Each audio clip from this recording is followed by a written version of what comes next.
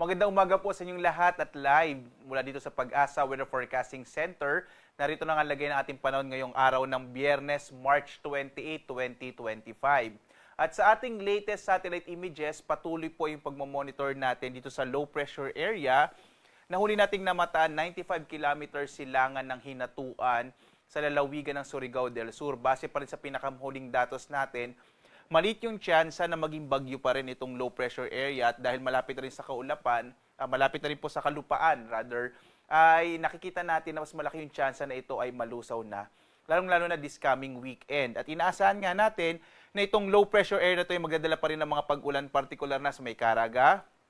Gayon din, nakikita niyo may mga kaulapan dito sa may Eastern Visayas at gayon din sa ilang bahagi ng Bicol region, partikular na sa Sorsogon, Masbate, gayon din sa Albay at Catanduanes. Kaya mag-ingat po yung mga kababayan natin dito sa may silangang bahagi ng Mindanao at Kabisayaan, gayon din sa may Bicol region sa mga potensyal na mga biglang pagbaha o mga flash floods, gayon din yung mga paggunang lupa or landslides. At patuloy ngang kikilos itong low pressure area na to dito sa may bahagi ng Eastern Visayas, maapektuhan din itong bahagi ng Bicol region. At makikita natin sa iba pang bahagi ng ating bansa, halos walang masyadong kaulapan, kaya patuloy na mainit na panahon ang mararanasan sa araw na ito sa malaking bahagi ng ating kapuluan. Kaya mag-ingat pa rin po sa mga potensyal ng mga heat stress at heat stroke, dulot nga ng ating mainit na panahon. Gayunpaman, posible pa rin yung mga isolated o pulupulong pag-ulan, pagkidlat, pagkulog dito sa bahagi ng ating bansa. Maliban dito sa low pressure area na ating minomonitor, wala na tayong binabantayan na iba pang mga low pressure area sa loob at labas ng Philippine Area of Responsibility. Narito nga specifically yung lagay ng ating panahon dito sa Luzon. Malaki yung tsansa ng mga pag-ulan, partikular na sa bahagi ng Sorsogon, Catanduanes, gayon din sa may area ng Masbate at Albay, dulot ng mga kaulapan na dala ng low pressure area.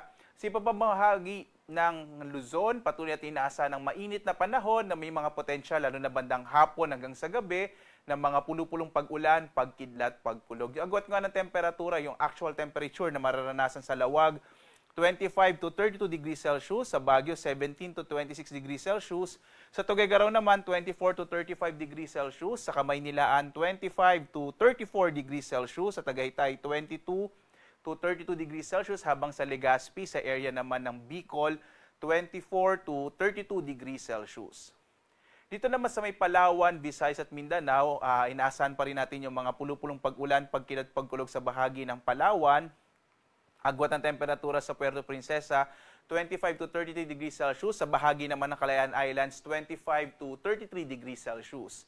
At dulot nga nitong paglapit ng low pressure air sa may silangang bahagi ng Kabisayaan, malaki yung tsansang maulan na panahon ng mararanasan sa may Eastern Visayas, habang ang nilalabing bahagi ng Kabisayaan ay makararanas ng mga pulupulong pag-ulan, pagkidlat, pagkulog. Agwat ang temperatura sa Iloilo, nasa 26 to 32 degrees Celsius. Sa Cebu naman, 26 to 32 degrees Celsius. Habang sa Tacloban, 25 to 31 degrees Celsius. Ang bahagi naman ng Caraga ay makakaranas din ng mga pulupulong pag-ulan, pagkidlat, or makakaranas din ng mga kalat-kalat na mga pag-ulan, pagkidlat, pagkulog, dulot nitong paglapit ng low pressure area. So itong bahagi ng silangang bahagi ng Mindanao ay makakaranas ng mga pag-ulan. Ang nalalabing bahagi naman ng Mindanao makakaranas ng mainit na panahon na may mga pulupulong pag-ulan, pagkidlat, pagkulog. Agwat ang temperatura sa Cagayan de Oro, 24 to 31 degrees Celsius.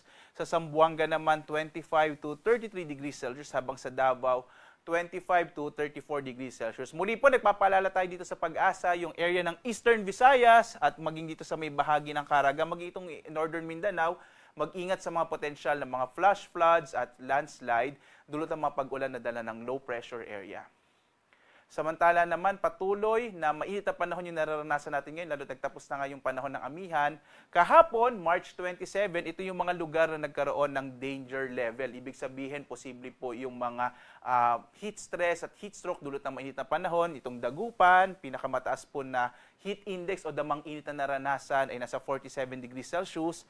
Sa Apari, Cagayan, Vera, Catanduanes ay 44. Sa Sangli at General Santos ay 43 degrees Celsius. Habang sa Tuguegarao, sa may Subic at sa Cuyo, Palawan, 41 to 42 degrees Celsius. Sa Kamaynilaan, 38 to 39 degrees Celsius yung ating heat index na naramdaman kahapon. Ngayong araw naman, March 28 po ito, ay inaasahan natin ang mainit na panahon dito sa may Dagupan, nasa 46 degrees Celsius, 43 degrees Celsius naman sa General Santos at sa Tuguegarao, Apari, Subic, Sangli at Cuyo ay makaranas hanggang 42 degrees Celsius. March 28 po ito ngayong araw, no? Sa Metro Manila naman 39 to 40 degrees Celsius. Samantala, wala tayong nakataas na gale warning sa anumang bahagi ng ating bansa kaya ligtas sa pumalaot ang mga maliit sa kayang pandagat malilit na mga bangka sa mga baybayin ng ating kapuluan. Mag-ingat na lamang po kapag may mga thunderstorm, biglang lumalakas yung alon ng karagatan. Samantala, ang araw natin ay sisikat ganap na 5:55 na umaga at lulubog, ganap na 6:08 ng gabi. At sundan pa rin tayo sa iba't ibang mga social media platforms sa X, Facebook, YouTube at ating website pag-asa.toc.gov.ph para sa mga latest updates sa lagay ng ating panahon at klima kung saan nagalabasin tayo ng mga rainfall advisories at mga rainfall information. At live na nagbibigay update mula dito sa Pag-asa Weather Forecasting Center. Ako naman si Obet Badrina. Maghanda po tayo lagi para sa ligtas na Pilipinas. Maraming salamat po. Happy weekend sa inyong lahat.